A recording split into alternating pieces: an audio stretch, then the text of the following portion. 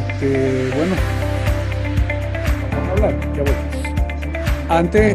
Bueno, aquí me está acompañando el doctor Gastón y el doctor Ricardo aquí de Naples. Antes que todo, quiero agradecerle su paciencia, su apoyo. Jenny, Astrid, a todas las muchachas y a los que están conectados, a los perfusionistas. Quiero comenzar antes de darle la palabra a mis colegas, simplemente para hacer un recordatorio. Ajá.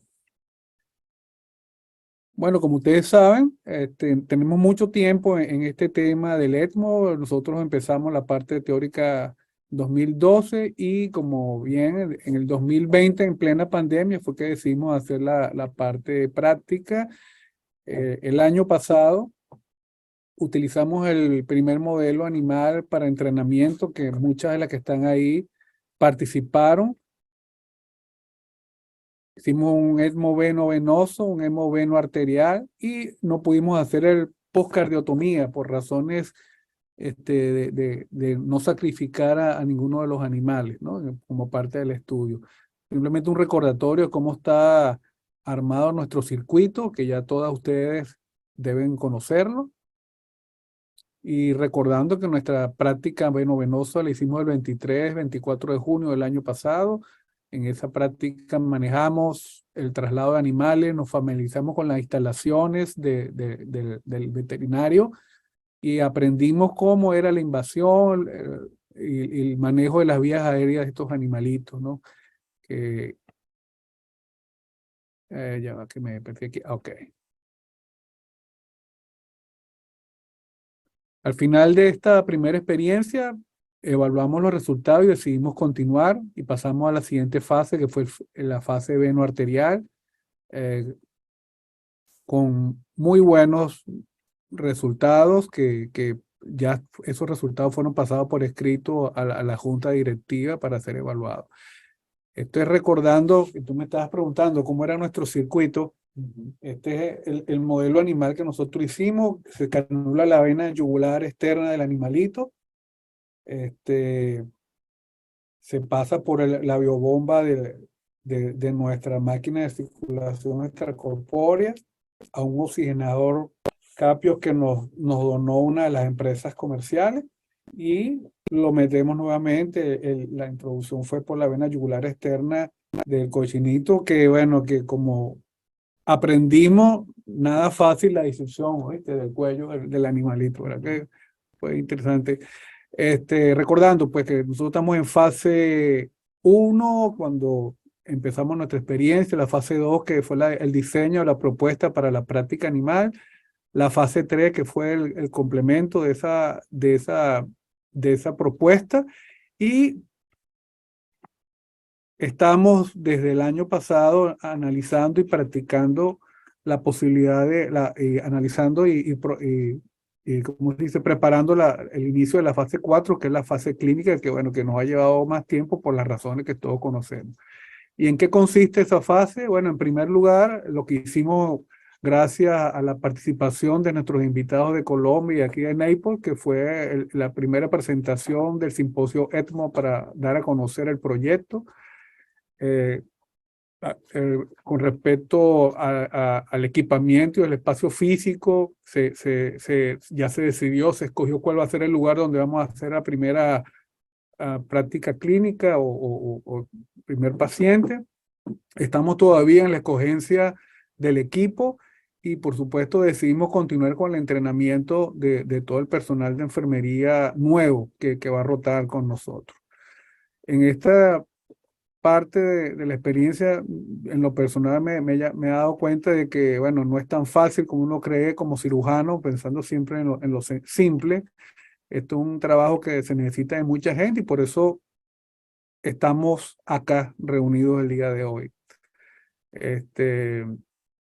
¿En qué consiste? Bueno, tenemos que planificar lo que van a ser las indicaciones del ECMO en el paciente adulto y pediátrico. Tenemos que hacer unas guías y adecuarlas a nuestro lugar de trabajo. continuar con el tiempo de instalación del procedimiento y el entrenamiento continuo, que es la razón por la cual estamos reunidos el día de hoy. Este año tuvimos la presencia de representantes de la Clínica Chayo y de Bucaramanga, donde estuvieron dándonos un refrescamiento, pues, cómo empezaron ellos su experiencia ECMO, cuáles fueron los errores y cuáles fueron los aciertos y desaciertos que ellos experimentaron y por supuesto que se creó el compromiso del entrenamiento del personal de nuestra institución con las puertas abiertas allá en Colombia. Arriba, en la primera lámina, está el licenciado Muñoz de Bucaramanga, y con la doctora María Taborda, que gentilmente nos visitaron y nuevamente refrescamos lo que era el procedimiento ECMO y su experiencia, ¿no? Este viaje yo lo dividí en dos partes. Acuérdense lo complicado que ir a Venezuela y salir de Venezuela. Entonces yo aproveché la oportunidad de que por razones del servicio teníamos que venir a un representante de nosotros a Nueva York a presentar una experiencia donde nos encontramos nuevamente con viejos y nuevos amigos.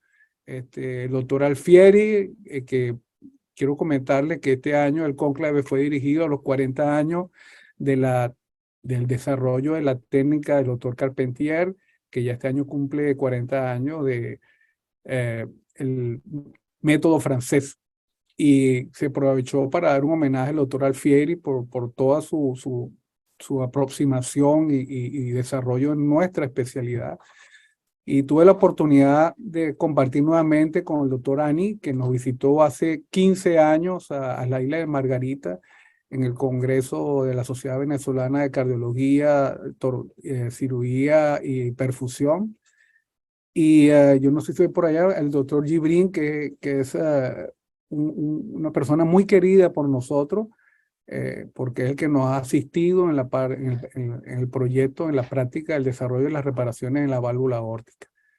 Y tuve la oportunidad de, compartir con estos monstruos de la cirugía cardiovascular, el doctor Chitwo, el doctor Mark Moon, el doctor Tyrone Davy, el doctor Forsan Fistouli, ¿no? Interesantísimo. Además de presentar nuestras dos experiencias que, como recordarán, esta es la cuarta vez que el Centro Médico Docente participa y aceptan su presentación en esta institución. Dentro de lo interesante que pude observar en el cónclave mitral, me llamó la atención dos cosas y eso quiero compartirlo con ustedes. Hubo una sesión de procedimientos innovadores y se presentó un caso de un paciente de 70 años de edad que se le había hecho previamente un reemplazo mitroaórtico con prótesis biológica, un paciente que tratamiento irregular con anticoagulante, fibrilación auricular, y que tuvo una trombosis tanto de la válvula mitral en un centro como la aurícula izquierda. A ese paciente se colocó primeramente en un centro, se le colocó el ECMO veno arterial y después fue trasladado a otro centro donde practicaron un procedimiento intervencionista donde hicieron tromboaspiración. A mano derecha poner todos los trombos y coágulos que aspiraron y sorprendentemente el paciente sobrevivió y lo presentaron como en buenas condiciones. Otro fue un caso que presentó el doctor Ani del Mount Sinai de allá de Nueva York. Paciente, como pueden ver en la imagen, un aneurisma del ventrículo izquierdo postinfarto gigante de 11 centímetros de diámetro, con trombo intramural, etcétera, etcétera, etcétera. Es un paciente que se colocó primeramente un Impella 5.5 por vía central y exteriorizado por vía percutánea, y posteriormente fue reparado el aneurisma y el paciente a los 3 días ya estaba estubado y a los 15 días ya le habían retirado ya el Impella. Tuvo 15 días con el Impella, por cierto, eso me llamó la atención. 15 días con el Impella y salió perfectamente, ¿no? Esto se lo traigo a colación porque definitivamente la herramienta o la posesión de tener un sistema de asistencia como el ECMO, como el Impela, son realmente una cosa en la que yo creo y que nosotros como centro que queremos estar a la vanguardia no debemos perder la vista de esto, ¿no? Y por eso esta reunión. Luego de allá me trasladé a Naples, les puedo comentar que es una ciudad hermosa, verdaderamente. Yo no la conocía, donde está el doctor Gastón Cudemo, el doctor Ricardo Martínez y venezolano, y está el doctor Cubero, que es el jefe de cardiología venezolano también, donde me han atendido y bueno, wow, ha sido maravillosa. Y como les había prometido a ustedes y los comprometí a ellos, compartir estos minutos de un conversatorio para, para simplemente poder discutir algunas dudas que tiene sobre todo el equipo de perfusión y que es un buen momento para hacerlo. En la foto pueden ver que ya el doctor Ricardo Martínez, que hemos estado compartiendo con nosotros, y que en este momento voy a parar la presentación para que puedan ustedes usar el tiempo para hacer algunas preguntas. Miguel, ¿puedes poner la pantalla para que podamos vernos y abrir la sesión de conversatorio, por favor? Sí, vale, listo. Todos tienen permiso para activar su micrófono y su respectiva cámara, ¿vale? Hola, buenas tardes, doctor. ¿Cómo están? Saludos. Voy a moverme acá para poner al doctor Gastón y Ricardo para que puedan hablar con ustedes, ¿no? Que hable mucho yo.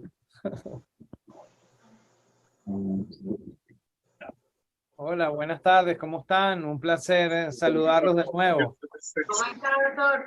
Buenas tardes. Muy bien. Aquí contentos de poder ayudarlos y, bueno, responder las preguntas que tengan con mucho gusto. Sí. Gracias, doctor. Por aquí, bueno, estamos Karen y Harlen, por este lado. Buenas tardes.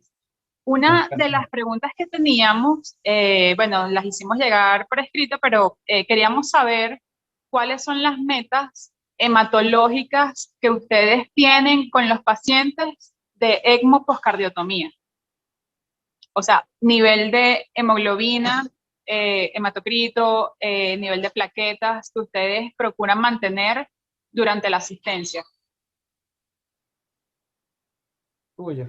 Dale, Gastón, yo después he hecho mis 5 centavitos lo que... Bueno, fíjate, lo primero que hay que ver es la razón por la cual estamos hablando de poscardiotomía en un paciente de ECMO venoarterial, ¿correcto? Exacto. Bueno, lo mejor es para hacerlo con un caso. Generalmente esos pacientes, el 80% de los pacientes vienen para cirugía electiva. Si el paciente viene y por alguna razón requiere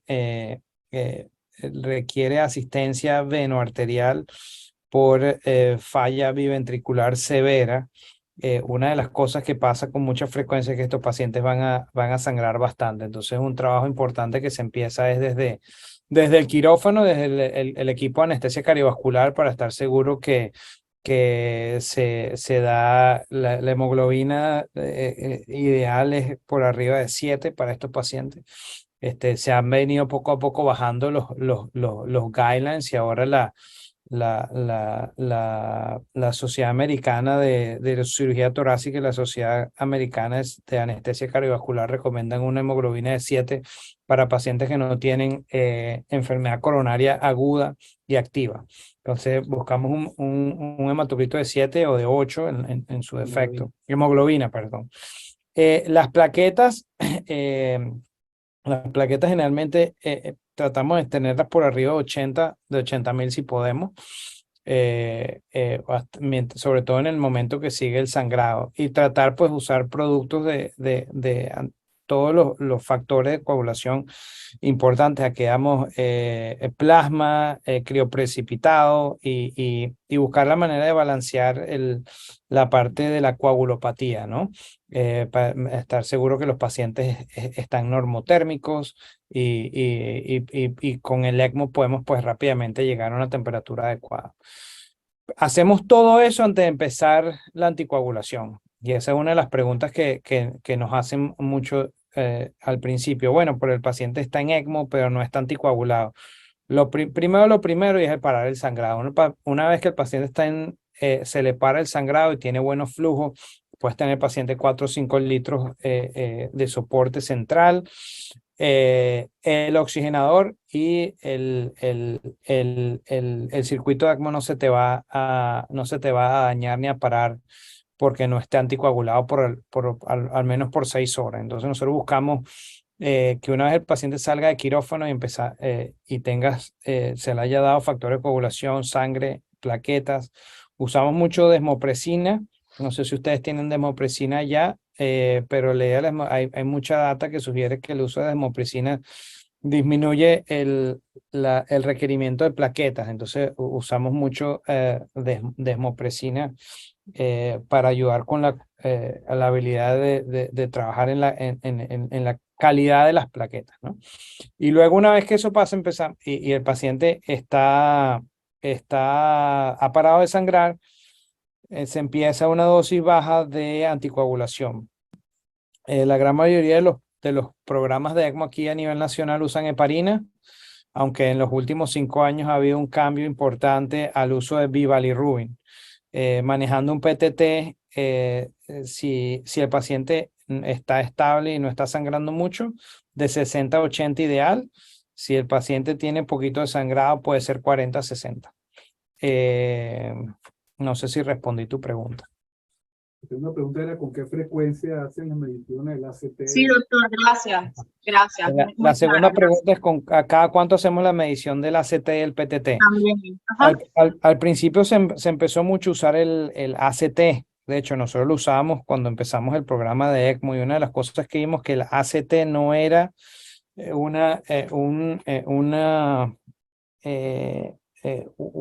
laboratorio importante en el ICU porque estaba muy elevado, el paciente sangraba mucho. Y hace más de 10 años hicimos la transición de ACT a PTT.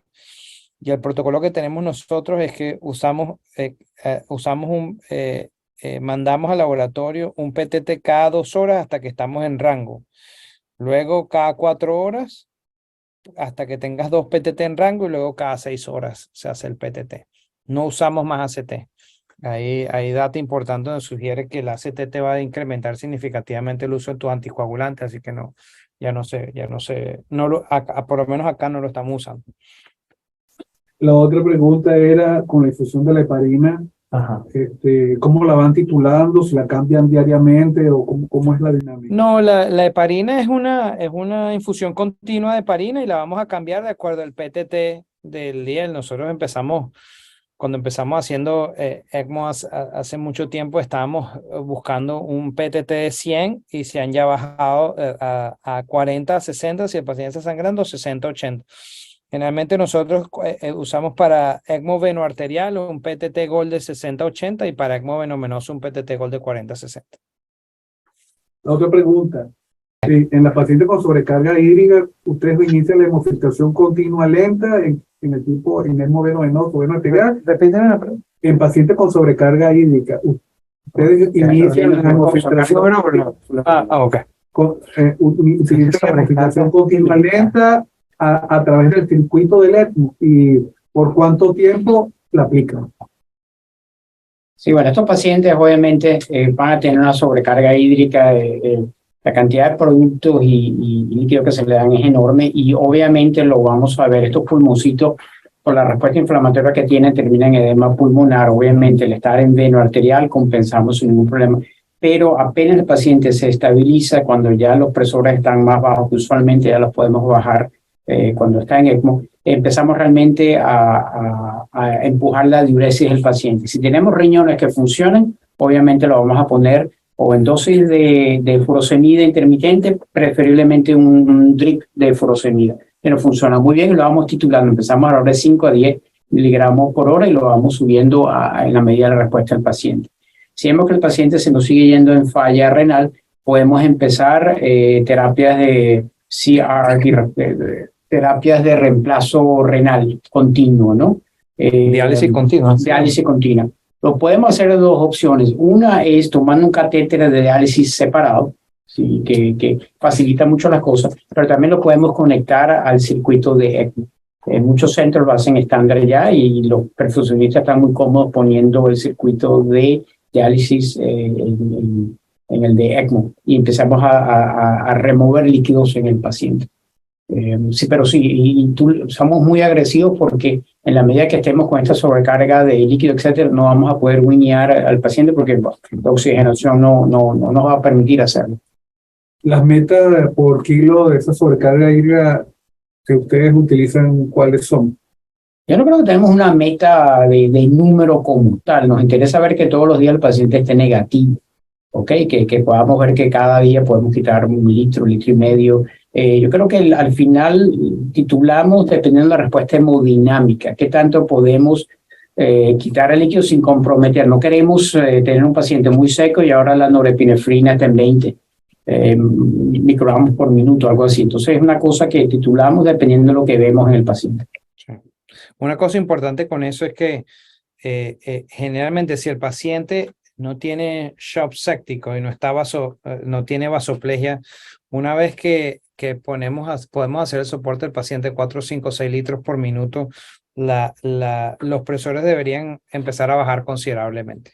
Y eso es muy importante y eso nos da la habilidad de, pues, una vez que tienes una presión adecuada, empezar a sacar líquido, como el doctor Martínez dice, tenemos lo que es el balance diario que sea negativo de 1 a 2 litros si la presión no los permite.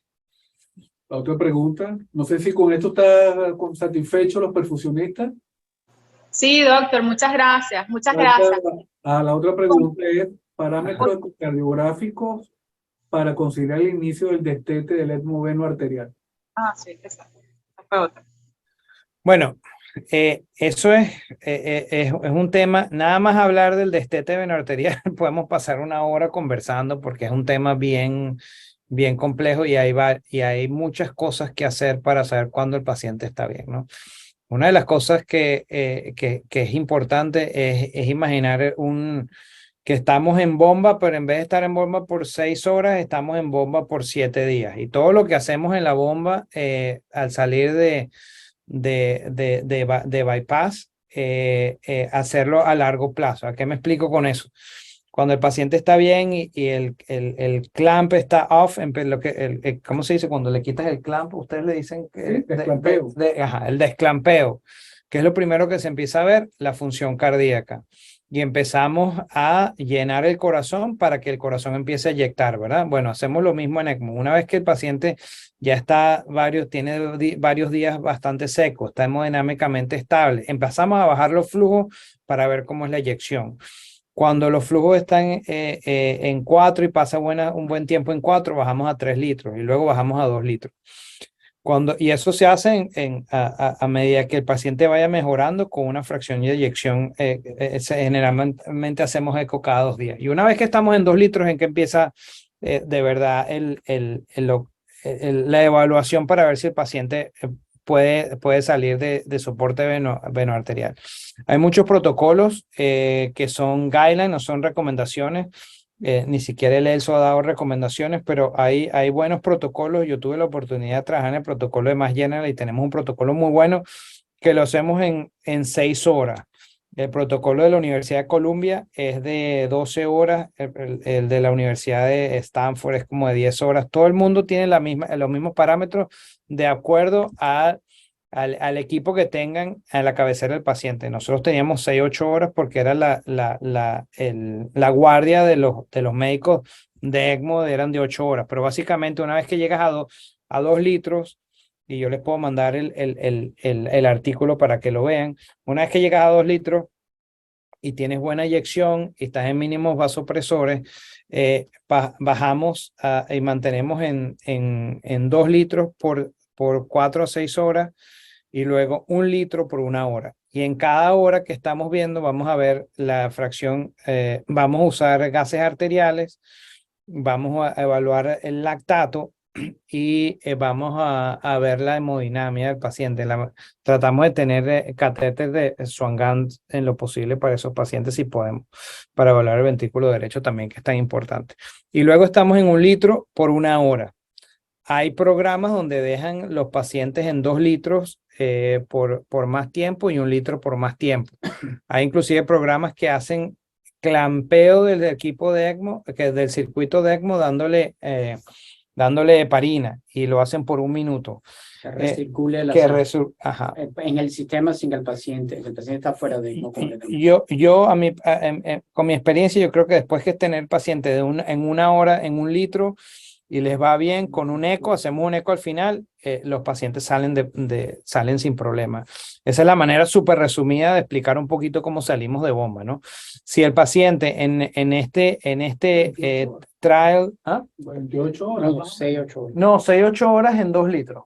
Pero Eso. para llevar los 2 litros tardan 48 horas. Bueno, Acá depende. falta Empieza, poco a poco. sí, vas poco a poco bajándolo hasta que la noche anterior puedes estar en 3 litros, 3 litros y medio, y ese día en la mañana de 3 litros pasas a 2 litros. Y ahí empieza el día formal del protocolo de destete, ¿no?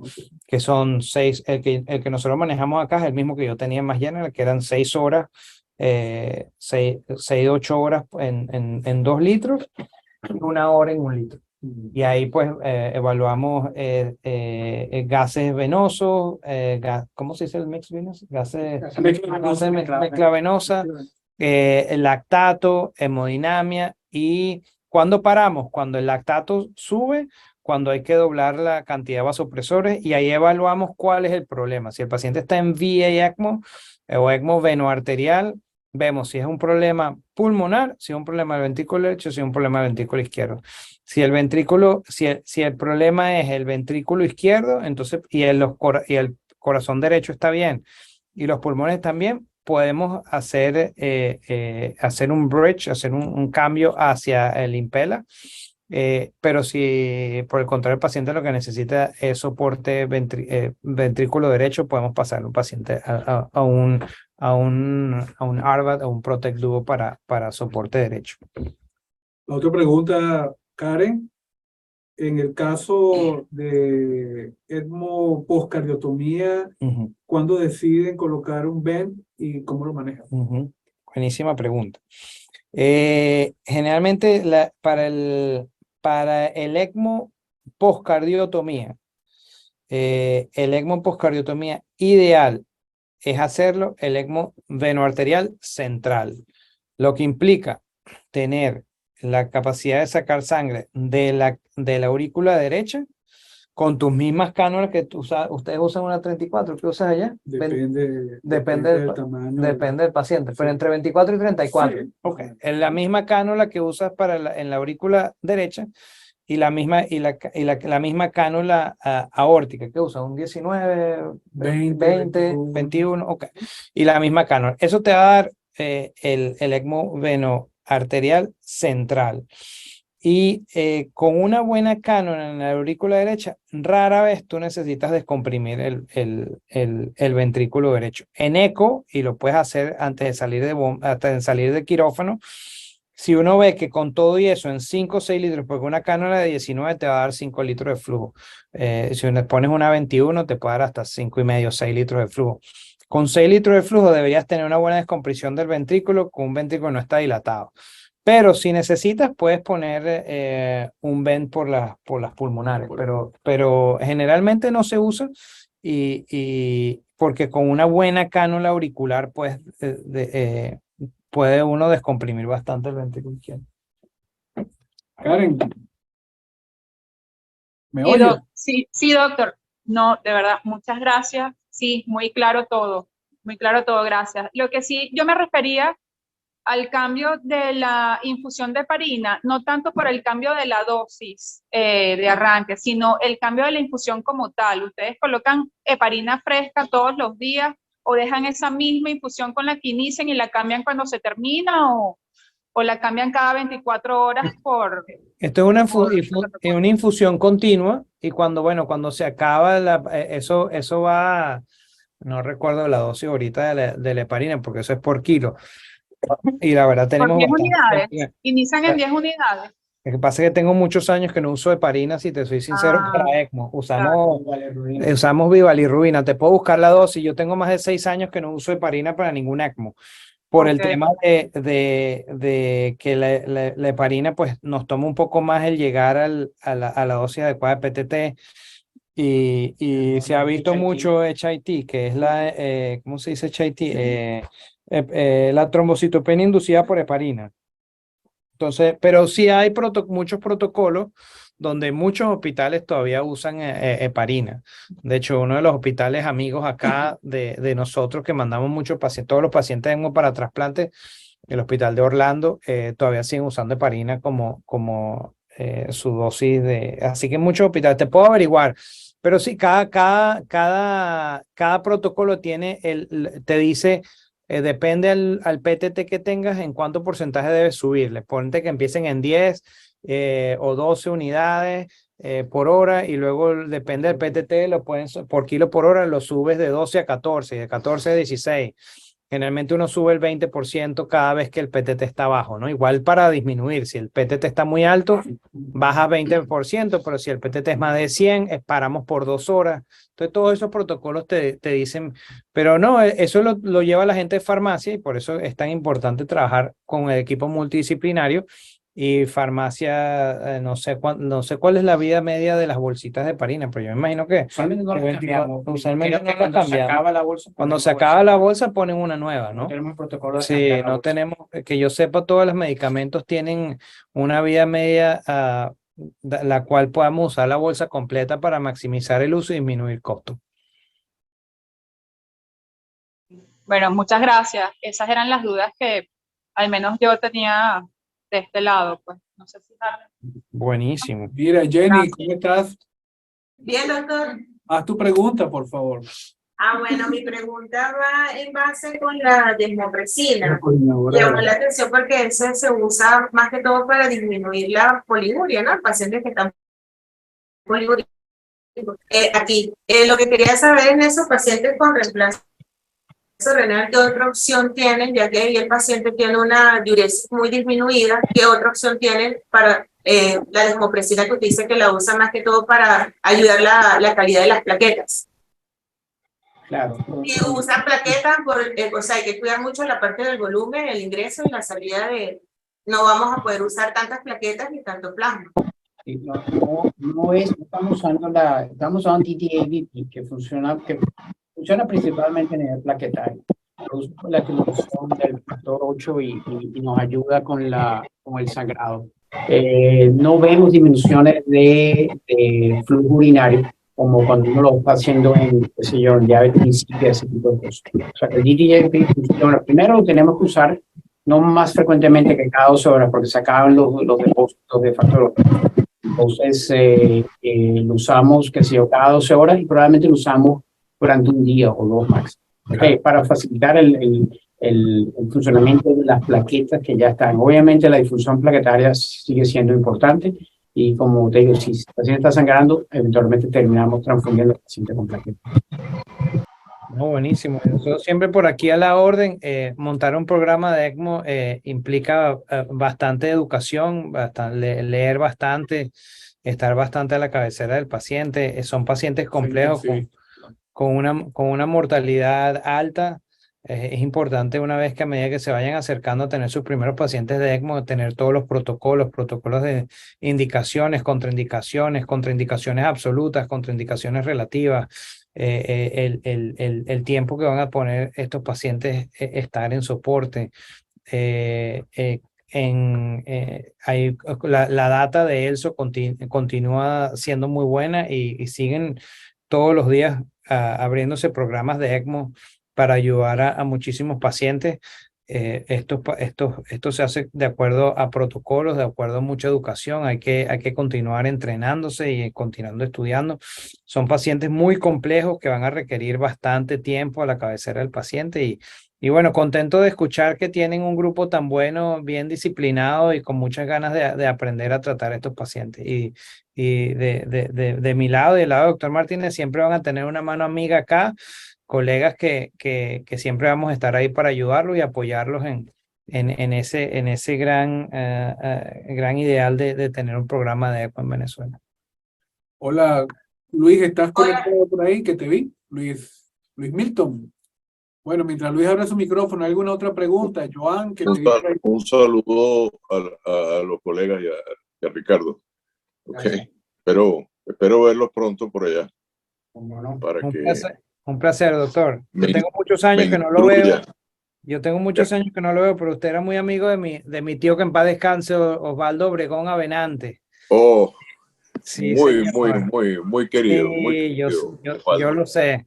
Yo lo sé y siempre oigo su nombre y por mi tía Meli y por papá y bueno, le mando un gran abrazo desde acá. Y aquí hemos escuchado su nombre porque usted es muy amigo del doctor Martínez también, así que bueno, Claro. somos parte de una gran bonita familia y nosotros siempre esperando seguir viendo los logros que tengan por allá. Gracias.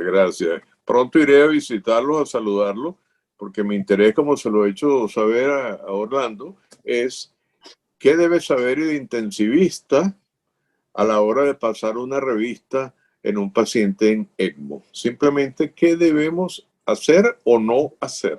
Sí. Entonces, eso será un motivo de una conversa cuando yo los visite por allá, si Dios quiere, en Mucho junio. gusto, Luis. El paciente ECMO es tan complejo que el problema que yo tengo es que cuando tengo un paciente ECMO puedo pasar 6 horas haciendo rounds en ese paciente. Pero por el hecho de que son pacientes que son un laboratorio fisiológico, Luis Milton, y en ese sentido hay muchísimo de qué hablar. Pero sí hay cosas que son críticas que evaluamos todos los días cuando vemos el paciente. Desde evaluar la hemodinamia del paciente, el transporte de gases, los sitios de canulación, todos estos parámetros de coagulación. Hay una serie de cosas que obviamente... ¿Dónde tienen la línea arterial? Claro. Entonces, si hay flujo competitivo o no, hay cositas que realmente chequeamos todos los días.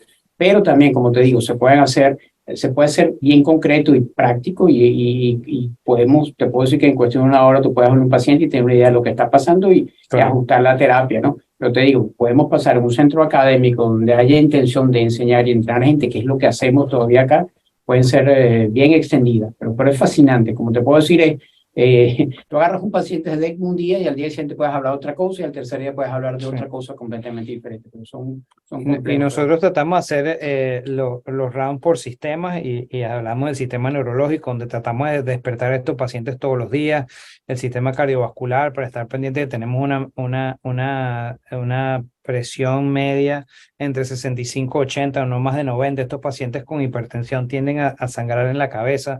En la parte pulmonar nos enfocamos en darles al pulmón el descanso suficiente. Usamos presión control de 10 de presión control, 10 de respiraciones y 10 de PIP para que los pulmones descansen.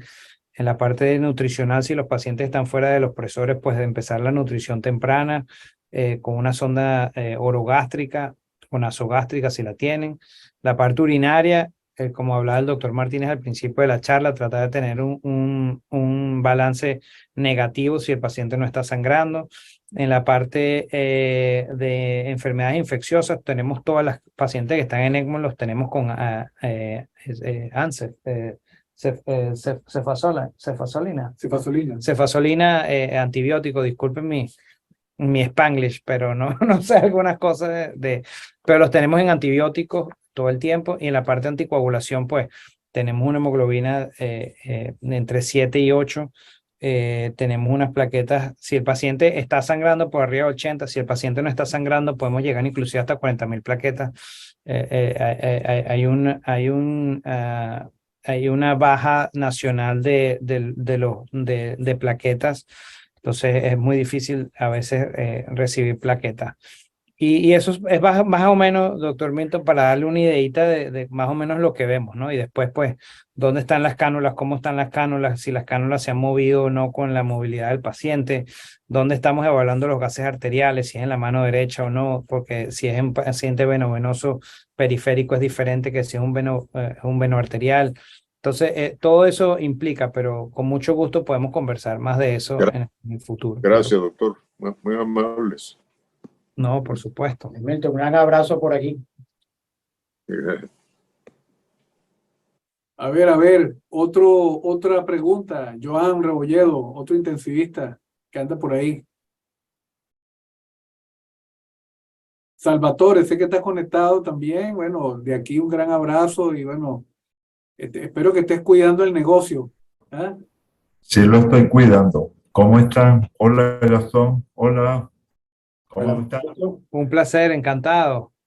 Mira, una pregunta, pero es una pregunta comprometida porque el problema que tenemos nosotros, Salvatore, ¿tú no te acuerdas de mí? claro, Ah, ok. te saludé yo primero. Oye, qué Mira, gusto Gastón, verte, vale, estás igualito. igualito de viejo. Gracias. Ya me siento como un Salvatore, yo mueble lo Luis veía mucho en el centro XVI. médico con papá. Ya me siento como un mueble Luis XVI, finalmente acabado.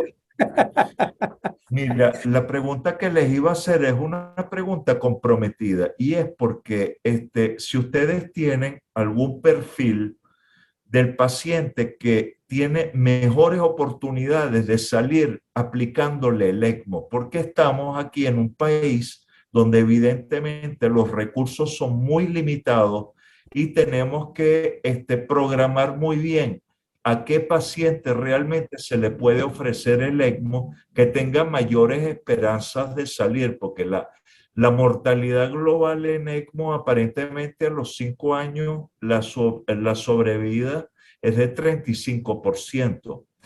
Claro, no es por el ECMO. El paciente que necesita un ECMO evidentemente es un paciente muy crítico que necesita del procedimiento. Pero ustedes tienen algunos parámetros o por estadística, ¿cuáles son los pacientes que tienen las mejores oportunidades? Gracias. Sí, mira, esa pregunta tuya es tan buena porque, Salvatore, primero, bueno, un gran abrazo, gusto de verte después de tanto tiempo, contento de escucharte. Pasamos mucho tiempo en el centro médico cuando yo era un muchacho aprendiendo de las partes de anestesia y siempre era un gusto. R0 creo que estaba ahí. R-5 yo creo. Y bueno, siempre entrar a tu quirófano con Douglas Cedeño y Hugo Rosillo para mí era un placer y gracias por todo el apoyo siempre. Mira, hay un score que hay recomendado por el ELSO, que es la Sociedad Internacional de Soporte Circulatorio Mecánico, y te lo voy a pasar, que se llama SAVE, S-A-V-E, que es la sobrevida del paciente veno arterial. Yo no sé si lo puedes ver ahí. Sí lo puedo Y ver, aquí ya le cuando hice tú un ves capture de pantalla. Ajá, y aquí cuando tú lo ves y entras en el SAVE, y esto es gratis, hay uno que se llama SAVE para ECMO veno arterial y uno que se llama RESP, R-E-S-P para ECMO venoso. Cuando tú vas acá, empiezas a ver, te pone todas las indicaciones. Entonces, por ejemplo, dice, el diagnóstico es un paciente con miocarditis, con taquicardia ventricular refractaria, paciente trasplantado, paciente congénito, y ahí le vas a dar. Entonces, bueno, vamos a idealizar un paciente. Vamos a decir que este paciente tiene miocarditis. Él tiene un punto menos 3 ahí. ¿Qué edad tiene el paciente? Entre 18 y 38, entre 39 y 52 o más de 63 años. Vamos a decir más de 63 años. ¿Cuál es el peso del paciente? Y te va dando más scores. ¿Cuál es el peso del paciente? Menos de 65, 65 a 90, más de 90. Vamos a ponerle entre 65 y 89. Y te empieza a poner información ahí. ¿Cuáles son las presiones de pulso del paciente? Vamos a poner que tenía una presión pre-ECMO de más de 40. ¿Cómo están los pulmones? El pico inspiratorio era menos de 20. Si el paciente tenía enfermedad renal de base, decimos que sí. Tenía enfermedad neurológica, decimos que no. Tenía falla hepática, decimos que no. Eso te va a dar un score, lo rapidito que hicimos, de 2. Y basado en eso, este paciente tiene un estimado de sobrevida del 60%. ¿Por qué? Porque lo único que tenía afectado era el corazón. Si ese mismo paciente le ponemos que tenía falla hepática, le baja la mortalidad al 40%. Y si ese mismo paciente decimos que es más viejo, exacto, o es que está más gordo, más de 90, te bajó la mortalidad al 30%. Entonces, perdón, la sobrevida, La correcto. sobrevida. Estos scores son buenísimos y son parte importante de saber interpretar y decir si este paciente va a ser buen candidato para ECMO. Se llama SAFE Score. Es de la Universidad de Melbourne de Australia y lo hemos usado muchos programas de ECMO, para ECMO venoarterial y lo mismo para ECMO venovenoso. Entonces, espero que con estos dos scores, pues, todo el mundo lo puede bajar o lo tienes en el teléfono Sí. y rápidamente te da una idea, ¿no? Es correcto, es solo para tener por lo menos un approach a lo que sería un Absolutamente. tratamiento adecuado, porque es probable que ustedes también lo hayan vivido de tener pacientes con un score altísimo, pero deben usarlo de todas maneras, pues que es un caso diferente a nosotros en el sentido que como no tenemos el recurso tan disponible, pues bueno, podemos simplemente decir que no lo podemos aplicar debido a la mortalidad tan prohibitiva que tiene. Correcto. Sí, yo creo que al principio lo más importante es ser y lo hemos hablado con el doctor Moreno, es ser muy cuidadoso y muy cauteloso a quien se le ofrece esto y tratando de usar medicina basada en la evidencia y evidencia de lo que puede, en base al paciente que tienen, cuál sería la sobrevida, ¿no? Entonces esos scores son muy importantes, muy útiles y nosotros los usamos a diario. De hecho, nosotros vamos a mandarles nuestros protocolos desde acá. Y en el protocolo de nosotros vas a ver que dentro de las indicaciones el paciente tiene que tener el score. Evidentemente vamos a tener casos. La semana pasada estamos haciendo un TAVI en un señor de 35, un señor de 90 años con una fracción de eyección de menos del 30%. Y tenía mucho calcio, mucho calcio en el root, en el callado, En el anillo, en la raíz aórtica, gracias, en la raíz aórtica. Y cuando se hizo el deployment de la válvula no quedó perfectamente, hizo insuficiencia aórtica severa y tuvimos que poner paciente, empezamos a hacerle compresión, tuvimos que pasar el paciente en ECMO, pusimos el paciente en ECMO venoarterial en cuestión de 15 minutos. Y pudimos reexpandir la válvula, el paciente estuvo 48 horas en ECMO. Y pasó 10 días en el hospital, a los 4 días salió de la unidad de cuidados intensivos y a los 10 días se fue para su casa. Estos son 90 años, obviamente no tienen ninguna indicación de... Ninguna, pero este paciente vino caminando desde la casa, había corrido 11 maratones, el tipo parecía mucho más joven y es una de las cosas que nosotros hemos aprendido, por lo menos para mí ha sido un aprendizaje, trabajar en una ciudad que hay tanto octogenario y tanta gente tan adulta que se mantiene tan bien, pues. Entonces, pero no te estoy diciendo que deberían poner los pacientes 90 en ECMO, nosotros no los ponemos, de hecho, nos llamaron a nosotros a quirófano porque el paciente estaba en reanimación para estar seguro que podíamos ponerlo y bueno, decidimos en conjunto rápidamente darle la oportunidad al señor porque el señor vino caminando y era un problema reversible, ¿no? Era un problema reversible, sabíamos qué es lo que teníamos que hacer, necesitamos un poquito de tiempo, estabilizarlo y expandir la válvula. En los momentos que se expandió la válvula, se paró la insuficiencia aórtica, mejoró la fracción de eyección. El problema era netamente mecánico. Mecánico, exactamente. Lo que te iba a preguntar era otra cosa, Gastón. Como te oí mencionar, o sea, ustedes tienen, hacen switch de ECMO a Impella también y, es decir, ¿el programa implica también tener un Impella o no necesariamente? Mira, Salvatore, sí, si yo te digo, si ustedes tienen que escoger entre tener un ECMO y tener un Impella, siempre voy a decir el Impella por delante. Y te voy a decir por qué, porque la gran cantidad de pacientes que vienen con falla, podemos sacarlos tempranamente con soporte ventricular izquierdo. Y no sé, Ricardo, si tú tienes la misma... Estoy de acuerdo y creo que es lo que está haciendo todo el mundo. Y es la que está haciendo todo el mundo ahora. Ahorita hay, evidentemente, no sé si hay cardiólogos intervencionistas acá, pero para las enfermeras y los grupos de perfusionistas, por muchos años se habló de lo primero más importante cuando uno tiene un infarto, es el tiempo que llegas desde lo que se llama door to balloon, desde la puerta hasta que se hace el balón, la angioplastia, pues, de la válvula, perdón, de la arteria, de la coronaria. Ahora ahora se está estudiando, se está evaluando el tiempo entre la puerta y el on-load, de comprimir el ventrículo. Se pone el Impella antes de trabajar en las coronarias para disminuir el tiempo de isquemia. Entonces, tan avanzado, Salva, está el tema de los Impella, ¿no?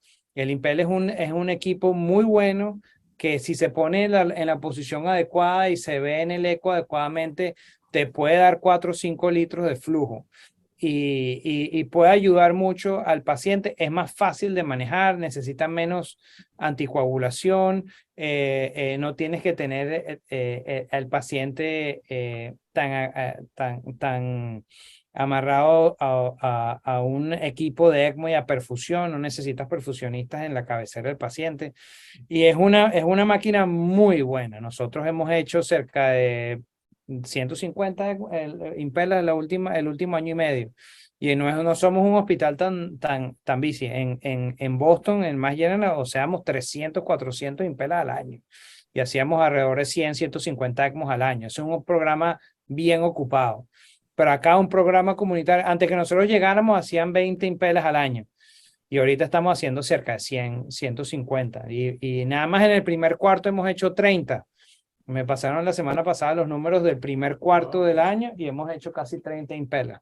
Entonces, bueno, al tener el soporte en la unidad, nosotros, Ricardo y yo, sacamos el Impella cuando el paciente está listo a la cabecera del paciente con un closure device, con un sistema de cierre automático mínimamente invasivo en la cabecera del paciente que se llama Manta. Buenísimo, si lo pueden ver por allá. Pero lo que te digo, es un tremendo equipo, no solo el CP que te da 3.5, sino para los cirujanos el 5.5. Puedes llevar a estos pacientes con una fracción de eyección disminuida, una fracción de eyección del 20-25%. Le pones el Impella por un graft, como un puente. Un injerto, una prótesis. Una prótesis, gracias. Una prótesis, entras con el Impella 5.5 litros, haces tu caso, puedes clampear sin problema, puedes avanzar un poquito y hay técnicas que se explican muy bien a simplemente avanzar un poquito. La máquina de Impella tiene un modo que se llama modo quirúrgico, que se mueve mínimamente la sangre para que no se coagule. Tú puedes clampear sin ningún problema tu aorta, hacer tus bypasses, hacer lo que vayas a hacer y en lo que vas a salir de bomba, sí señor, con el catéter adentro, sacas el clamp, mueves en eco un poquito el device, lo pones en el sitio adecuado y sales de bomba y es una belleza. Y luego el paciente sale a la unidad de cuidados intensivos y a los 2-3 días el paciente estubado. Lo que haces es que en la cabecera del paciente le sacas el Impella por el graft y le haces una cierre con lo que sea, con grapa. Una grapa, exacto, una grapadora y lo cierran ahí en la cabecera del paciente. El problema que tenía la cirugía cardíaca era que el corazón no puede curarse si tiene que bombear. Entonces, el aparato lo que pone el corazón es descanso, que es la primera fase de la curación, el healing del corazón. Exactamente, no tiene que bombear tan rápido y lo bonito del Impella es que depende a la P que está usando, P de power, P de fuerza, sí. Empieza en P8 y lo va bajando hasta que está en P2, que es mínimo soporte, y luego también hay un protocolo de destete para Impella, y con mucho gusto podemos conversar cuando los tengan y es un equipo muy bueno que se puede hacer, a nosotros nos los pone el que va por la ingle, cardiología intervencionista, hemodinamia, y el 5.5 que va por la subclavia lo pone cirugía cardiovascular. Gracias. No, por favor, un gusto de verte. Cuídense. Nos estaremos viendo nuevamente en otro remoto o si voy de vacaciones. Con muchísimo gusto, Salvatore, un placer, Salvatore. Te digo que este lugar para vacacionar Y para retirarse también está bien chévere, ¿oíste? A mi papá le encanta, siempre viene con mi mamá. Florida, gracias Gastón, Florida es un sitio de retiro, por eso es que tienen tanto paciente más de 70 años. O sea, y es buenísimo. Y además los entiendo perfectamente, porque lo que tú quieres es sol y playa. Yo me cansé del frío. Pasamos Ricardo y yo muchos años en Boston, ya, suficiente. ¿En donde? En Nueva York y en Boston. Sí. Bueno, menos mal que no te tocó Chicago, Gastón, porque eso sí es verdad que es una nevera. Demasiado frío. Cuídense, se les quiere. Jenny, me dicen que tienen otra pregunta. Dispare, por favor. No, y busquen los scores. Se llama el Safe Score, el SABE, S-A-B-E, y el RESP, R-E-S-P. Y esos son muy, muy buenos. Y están, es lo que usa. Hay varios, pero eso sí, si les puedo dar dos, esos son los más importantes. Aló, muchachos, cuenten la pregunta. Bueno, nada, si no hay más preguntas, porque estos chicos tienen mucho trabajo todavía y yo tengo que hacer maletas también. Bueno, un gusto. Fue un placer saludarlos de nuevo y estamos siempre a la orden para lo que necesiten. Saludos, Eneco. Muchas gracias, muchas gracias. Hasta luego. Hasta luego, Luis. Un abrazo.